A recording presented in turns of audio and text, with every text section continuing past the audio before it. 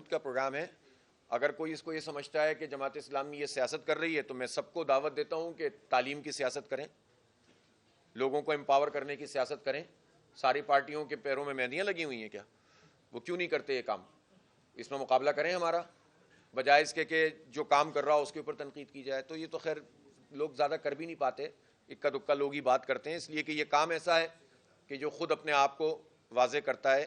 اور الحمدللہ اس کے نتیجے میں ہم بہت بڑے پیمانے پر نوجوانوں کو امید بھی دلا رہے ہیں. سب سے بڑا مسئلہ تو پاکستان میں ہوپ کا ہے, امید کا ہے.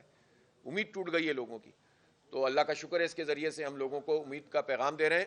تو یہ تو ہم بالکل کریں گے اور بالکل ڈنکے کی چوٹ پہ کریں گے, کسی کو اچھا لگے کسی کو برا لگے. رفعت کی بات ہو.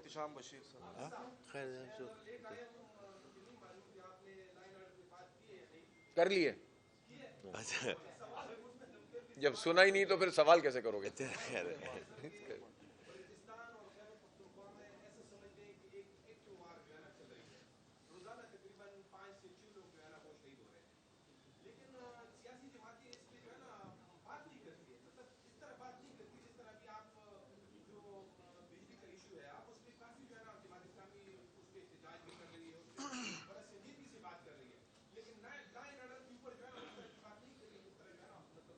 آپ کی بات آپ کے خیال میں ٹھیک ہو سکتی ہے, لیکن میرا خیال ہے جتنی بات ہم کرتے ہیں, میں پچھلے عرصے میں جب سے میری ذمہ داری لگی ہے, اور مجھ سے پہلے سراج الحق صاحب بھی, جب سے ذمہ داری لگی ہے, کوئی 5 6 7واں چکر ہے پشاور کا. مجھے تو یاد نہیں پڑتا کہ میں نے کوئی میڈیا ٹاک کی ہو اور اس پہ تفصیل سے بات نہ کی ہو, کوئی احتجاج ہوا ہو اور اس میں شرکت نہ کی ہو. ابھی جرگہ ایک پورا ملاکنڈ ڈویژن کے لوگوں کا, وہاں کے اور قبائل کے لوگوں کا آیا تھا اسلام آباد, ہم نے اس پورے جرگے کے ساتھ بات کی. پشاور میں ہم نے پورا ایک امن جرگہ کیا تھا اور اس میں سارے قبائل سے لوگ آئے تھے. تو ہم تو اللہ کا شکر ہے جتنی بات ہو سکتی ہے وہ ہم کر رہے ہیں اور کرتے بھی رہیں گے, اور ہم اس کو صحیح بات سمجھتے ہیں. انسانی جانوں کا ضیاع ہے, یہ امن و امان کا مسئلہ ہے, یہ پورا صوبہ 2 صوبے بلکہ اسٹیک پہ لگے ہوئے ہیں, اس کو ایڈریس کرنا پڑے گا. اور ہم صرف جذباتی بات بھی نہیں کرتے کہ ہم کوئی ایسی چیز کر دیں کہ بس وہ پاپولر بات ہو, ہم تو اس کے پورے جو پروز اینڈ کونز ہیں اس کے مطابق گفتگو کرتے ہیں. اور ہم تو یہ سمجھتے ہیں کہ یہ ساری صورتحال فوج اور عوام کے درمیان دوریاں پیدا کرنے والی بن رہی ہے, اس کو ایڈریس کرنا پڑے گا, چیزوں کو ٹھیک کرنا پڑے گا. سر یہ بتائیں کہ پی ٹی آئی جو ہے اپوزیشن جماعتوں کو ساتھ لے کر عید کے بعد تحریک چلانے کا ارادہ کر رہی ہے حکومت کے خلاف.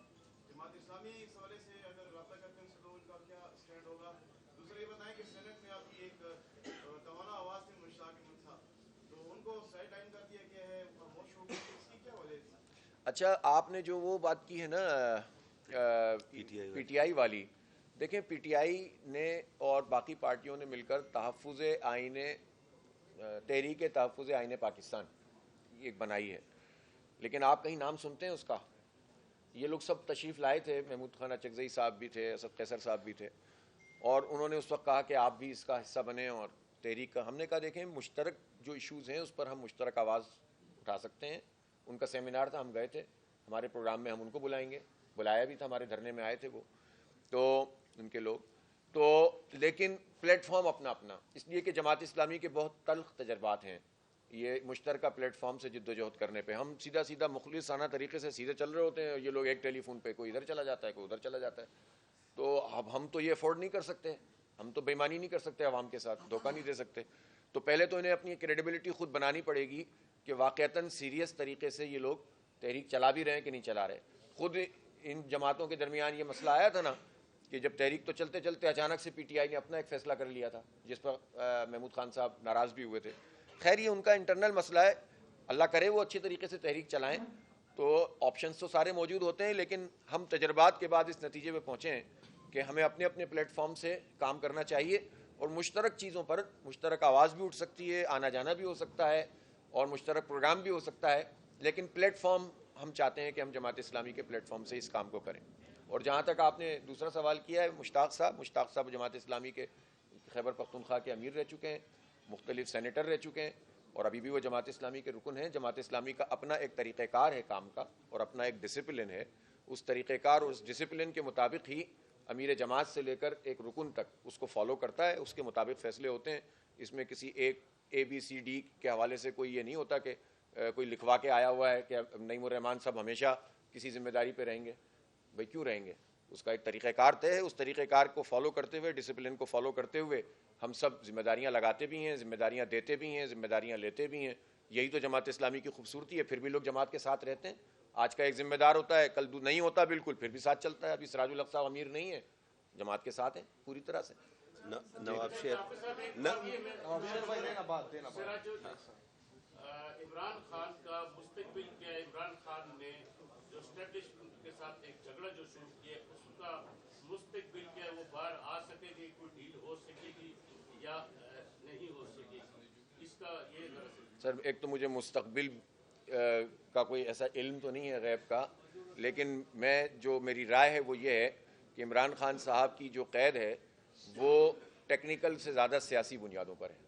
اور اگر جن بنیادوں پر ان کو گرفتار کیا ہوا ہے تو ان بنیادوں پہ پھر نواز شریف کو کہاں ہونا چاہیے, شہباز شریف کو کہاں ہونا چاہیے اور زرداری کو کہاں ہونا چاہیے.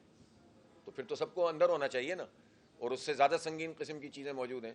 اس لیے یہ ٹیکنیکل چیزیں تو ہر حکومت اختیار کر لیتی ہے, کیسز بھی بنا لیتی ہے, لیکن اصل بات یہ ہے کہ وہ ایک سیاسی قیدی ہیں. اس بات کو تسلیم کرنا چاہیے, اور ان کی یہ گرفتاری سیاسی بنیادوں پر ہے, بجائے اس کے کہ یہ آپ اس کو کسی کیس سے ملائیں. پاکستان کے عدالتی نظام پر مجھے بات کرنے کی ضرورت نہیں ہے.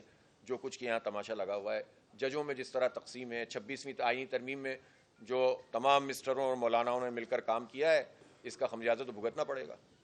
بہت شکریہ جناب. نواب شیر آخری وہ کر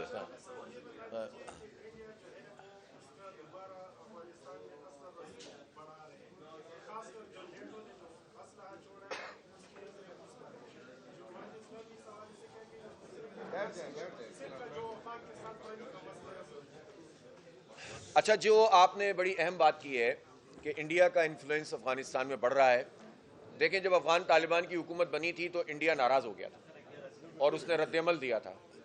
تو میں ابھی تو بس یہ کہنا چاہتا ہوں کہ یہ 2-3 سال میں کچھ ایسی چیزیں تو ہوئی ہیں نا جس کے نتیجے میں دوسروں کو اوپننگ دی گئی ہے. تو ہمیں ایسی صورتحال کا فائدہ اٹھانا چاہیے تھا, بجائے اس کے کہ کشیدگی بڑھی ہے. میں یہ سمجھتا ہوں کہ کچھ بھی کر لے انڈیا, افغانستان کے ساتھ وقتی طور پر کچھ چیزیں ہو بھی جائیں تو ان کے جو ٹائز ہیں یہ دیر پار نہیں ہو سکتے. افغانستان اور پاکستان کا مستقبل ایک دوسرے کے ساتھ ہے, حال بھی ایک دوسرے کے ساتھ ہے, ماضی بھی ایک دوسرے کے ساتھ تھا. تو یہ بہتر یہی ہے کہ مزید وقت ضائع کیے بغیر یہ دونوں ملک اچھے طریقے سے اپنے معاملات کو سیدھا کر لیں. ایم ریاض صاحب سے درخواست ہے کہ وہ حافظ صاحب کو پشاور پریس کلب کی جانب سے شیلڈ پیش کریں.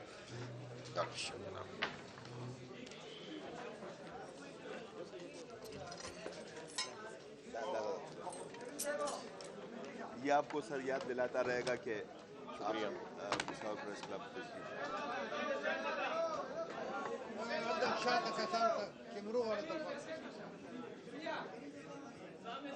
تاسو دا او کې وغنا تاسو زر دا ته لا تاسو شاید ملګریا بس دوش بہت اچھی ہے.